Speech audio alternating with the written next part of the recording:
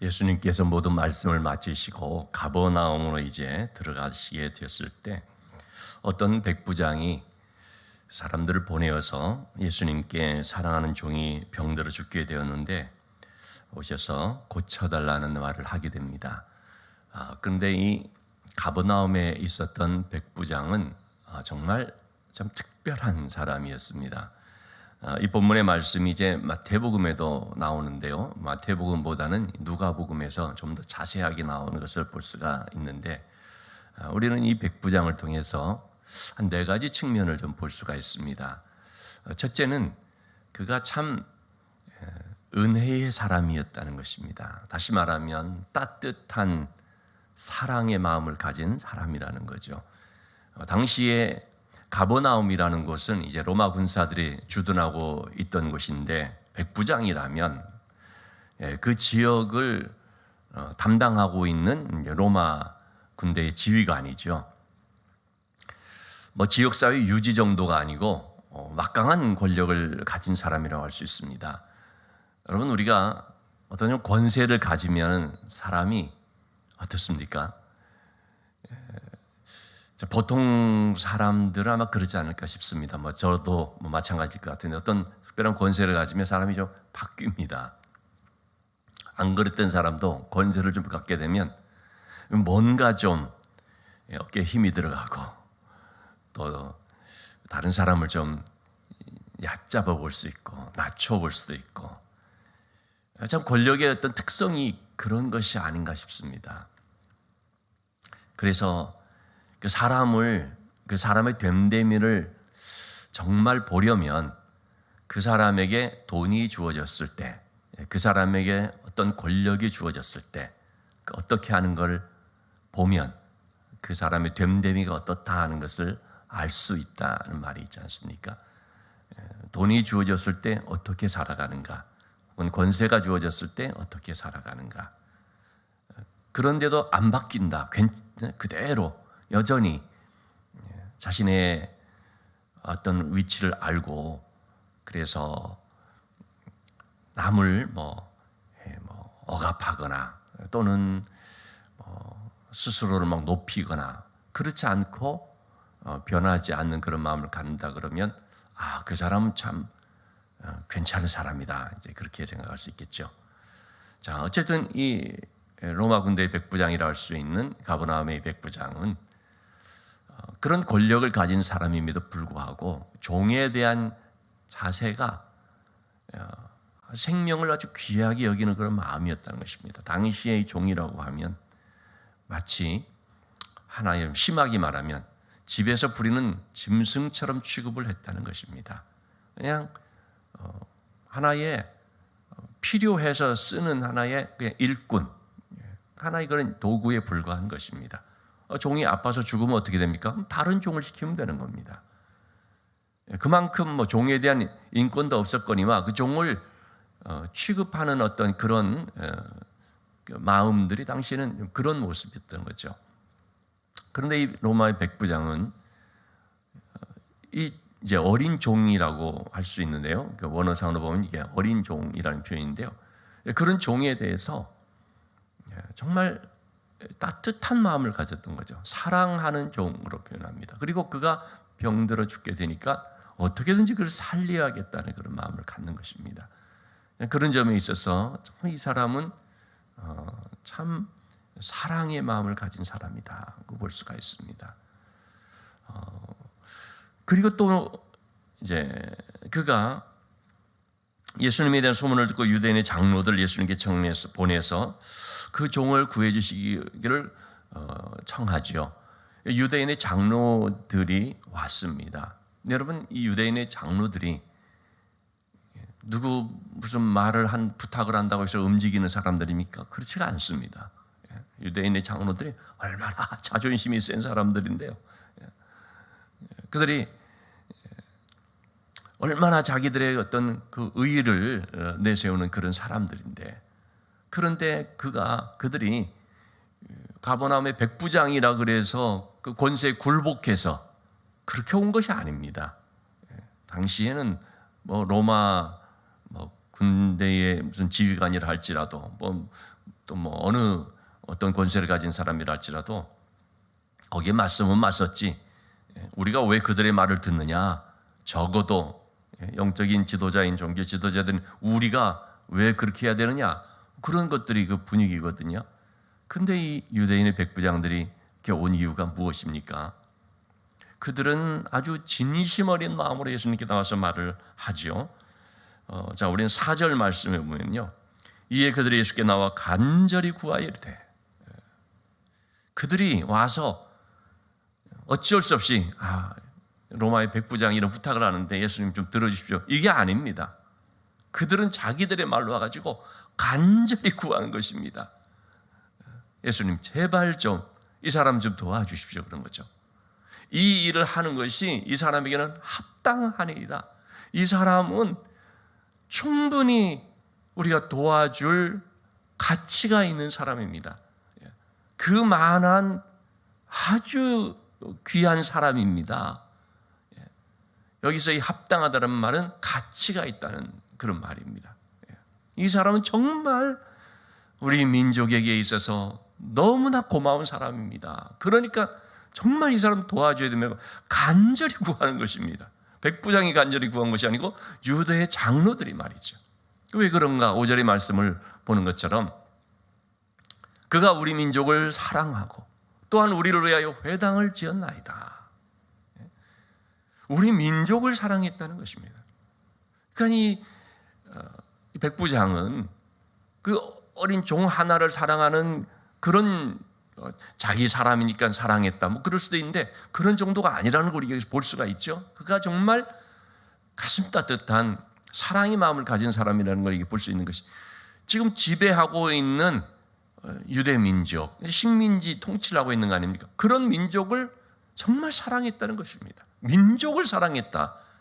그것은 한 사람을 사랑하는 것과 다른 것입니다.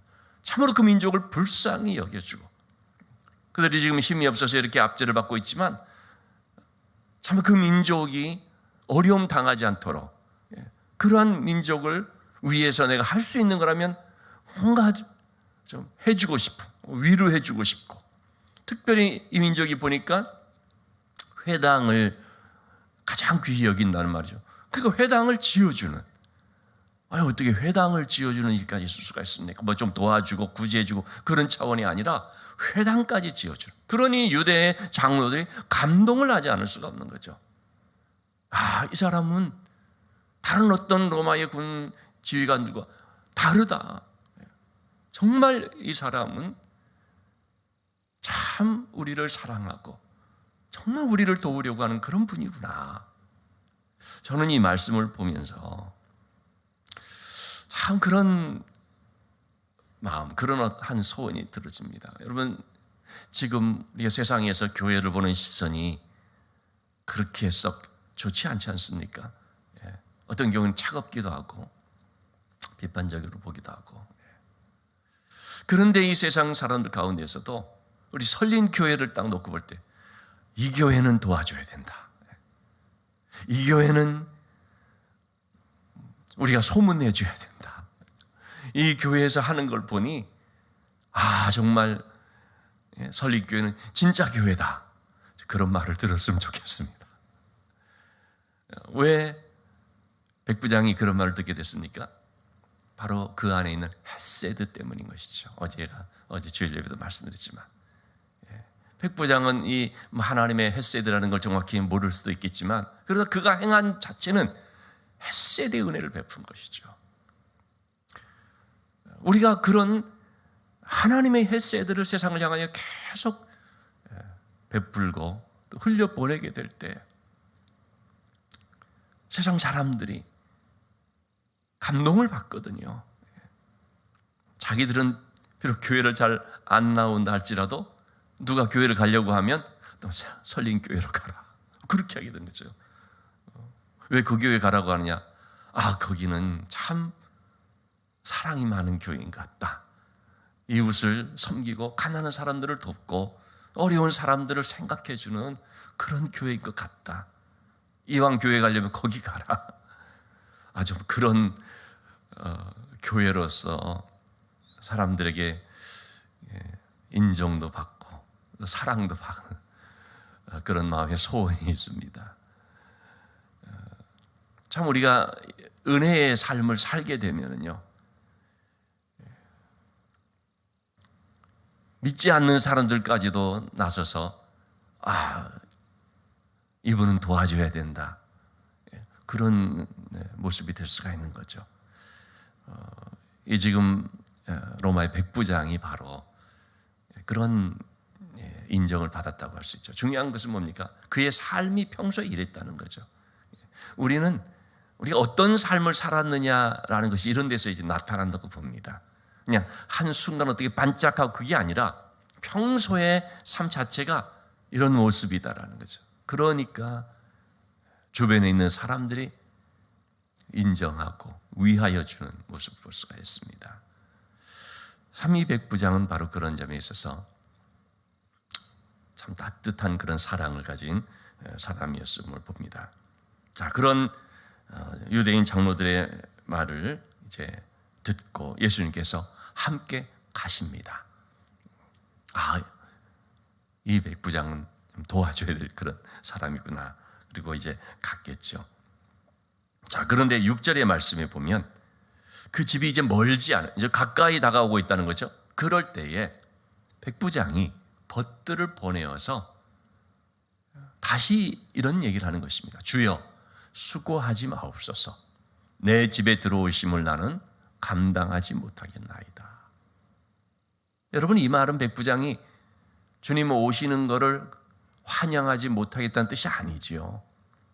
내 집에 들어오심을 감당하지 못하겠나이다. 한마디로 말하면 겸손이었던 것입니다. 나같이 누추한 자가 어떻게 주님을 맞이할 수가 있는지, 나는 그 앞에 도저히 설 수 없는 자라고 하는, 남들은 다 백부장이 가진 권세를 보면서 이 사람이 우리 지역에서 가장 높은 사람이야, 나 그렇게 하는데, 백부장은 그런 말에 우쭐거리면서 있는 것이 아니라 주님 앞에서 자기 자신의 모습을 비춰보며 나는 그분 앞에 감히 설 수 없는 자다. 나는 주님을 감당할 수 없나이다. 그 말은 여러분 뭡니까? 나는 정말 가치 없는 자입니다 라고 고백하는 것입니다. 자, 조금 전에 유대인의 백부장들은 이 사람에게 그렇게 하는 것이 합당합니다라고 얘기했다고 했지 않습니까?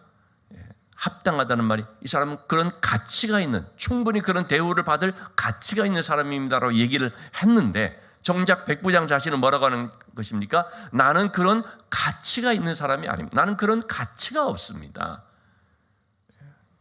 백부장은 자기 자신을 그렇게 고백을 하고 있는 것입니다.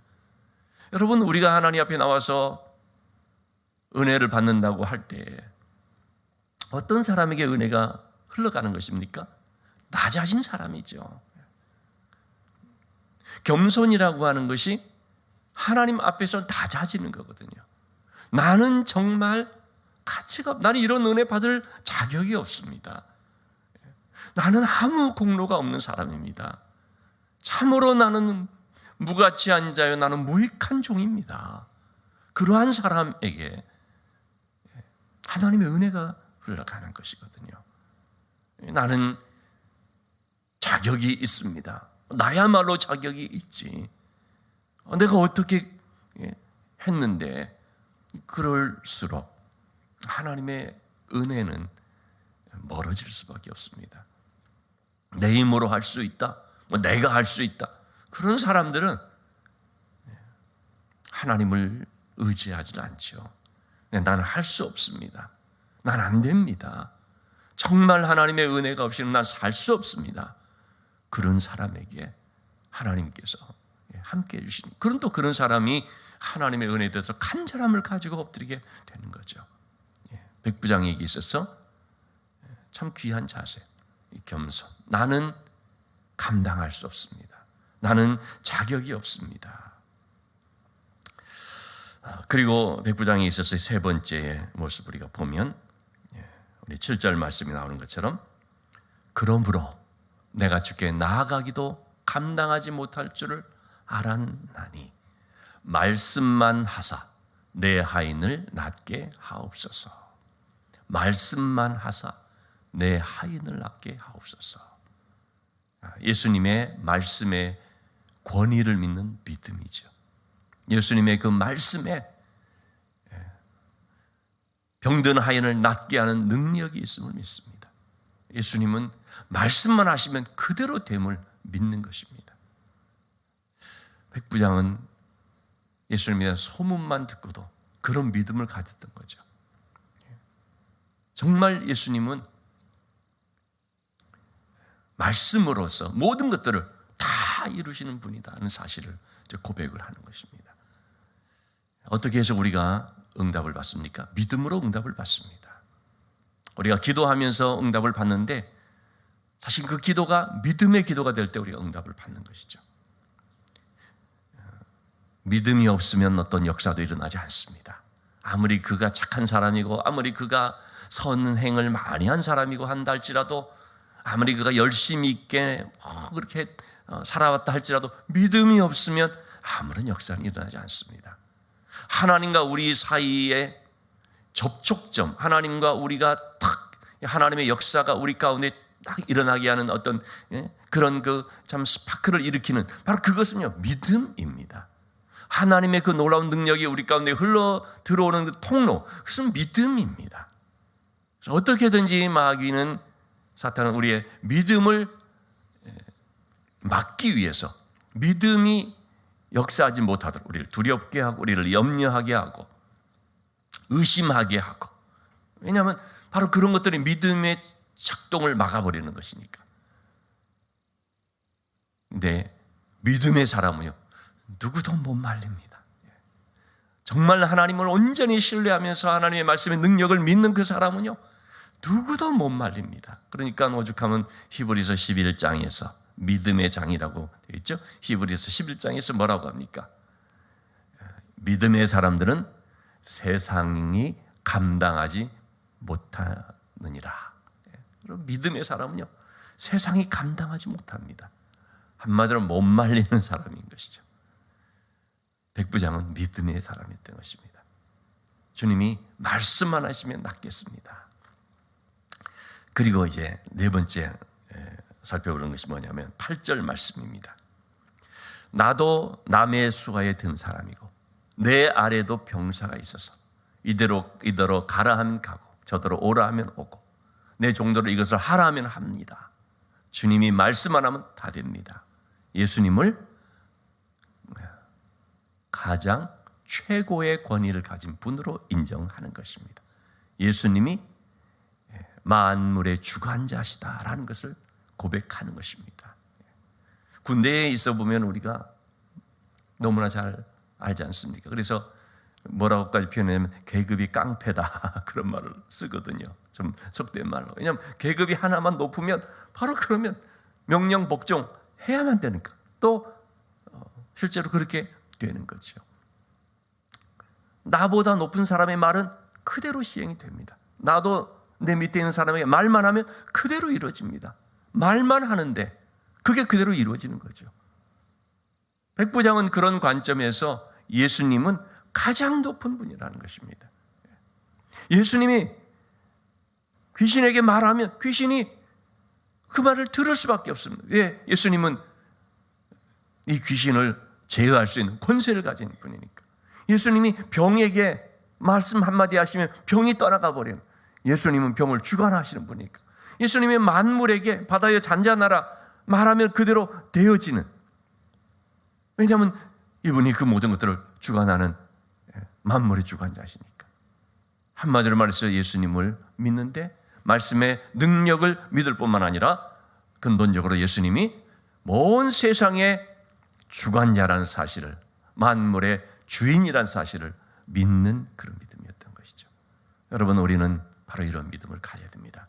말씀의 능력을 믿는 믿음, 만물을 주관하시는 이 만물의 주인 되시는 분임을 믿는 믿음. 우리가 그 믿음을 가질 때에 그 믿음으로 말미암아 역사가 일어나고 응답받고 이 백부장이 종의 병이 치유된 것처럼 치유의 역사가 일어나는 것입니다. 예수님은 그렇게 말씀을 하셨습니다. 9절 말씀에 너무나 놀랐습니다. 우리가 놀라운 은혜를 어메이징 그레이스라고 하지 않습니까? 어메이징 그레이스. 너무 놀라운 은혜죠. 근데 오늘 본문에는 어메이징 믿음입니다. 너무 놀라운 믿음. 예수님께서도 감탄을 하시는 믿음이죠. 이스라엘 중에서 이만한 믿음을 만나보지 못하였노라. 여러분, 예수님을 놀라게 하는 믿음의 소유자가 될 수 있기를 원합니다. 여러분, 우리가 예수님을 놀라게 하는 무슨 헌신과 정성도 물론 필요하지만 예수님을 놀라게 하는 믿음이 정말 값진 것이고요, 정말 귀한 것이죠.